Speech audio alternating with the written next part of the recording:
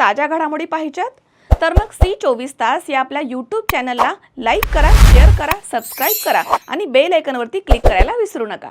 Deolali camp police ठाण्यामधील खुनाच्या गुन्ह्यामध्ये मागील 2 वर्षांपासून फरार असलेला आरोपी गुलाबसिंग मांगीलाल आखाडे याला नाशिक गुन्हे शाखा युनिट नंबर 2 न मध्य प्रदेशमधील मंडलेश्वर इथून अटक केली आहे। डिसेंबर 2023 मध्ये लोखंडी पहारीनं मारहाण करून एका व्यक्तीचा खून केल्याप्रकरणी त्याच्यावरती गुन्हा दाखल होता। तांत्रिक विश्लेषण आणि गुप्त माहितीच्या आधारे आरोपीचा शोध घेऊन त्याला नाशिकमध्ये आणून पुढील कारवाईसाठी देवळाली कॅम्प पोलीस ठाण्याच्या ताब्यामध्ये देण्यात आली। ही कारवाई सहाय्यक पोलीस निरीक्षक हेमंत तोडकर, सहाय्यक पोलीस निरीक्षक डॉक्टर समाधान हिरे तसेच पोलीस उपनिरीक्षक मुख्तार खान पठाण, सहाय्यक पोलीस उपनिरीक्षक गुलाब सोनार, पोलीस हवालदार प्रदीप नन्नवरे तसेच पोलीस अंमलदार संतोष सुपेकर आणि चालक पोलीस अंमलदार जितेंद्र वजिरे यांनी केली आहे।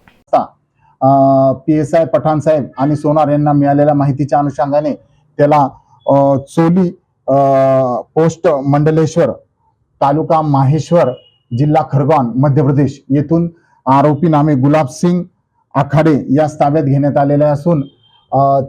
आले असून त्यास पुढील कारवाई कामी देवळाली कॅम्प पोलीस स्टेशन हद्दीमध्ये पोलीस स्टेशनला देण्यात आलेले आहे।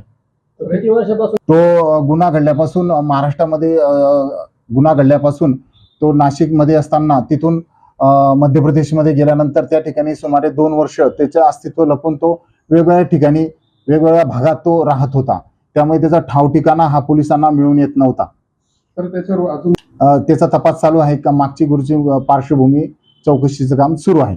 गुन्ह्याचं कारण काय? आम्ही सदर वाहनाने मध्य प्रदेश खरगोन जिल्ह्यामध्ये सदर गुन्ह्याच्या आरोपीचा तपास करत असताना सदरचा आरोपी हा मंडलेश्वर हद्दीमध्ये चोली या गावात असल्याची आम्हाला बातमी मिळाल्याने आम्ही सदर ठिकाणी अहोरात्र मेहनत करून 2 दिवस त्या ठिकाणी माहिती घेऊन सदरचा आरोपी याला त्या गुन्ह्याच्या अनुषंगाने ताब्यात घेऊन देवळाली कॅम्प पोलीस ठाण्यात ताब्यात दिलेला आहे।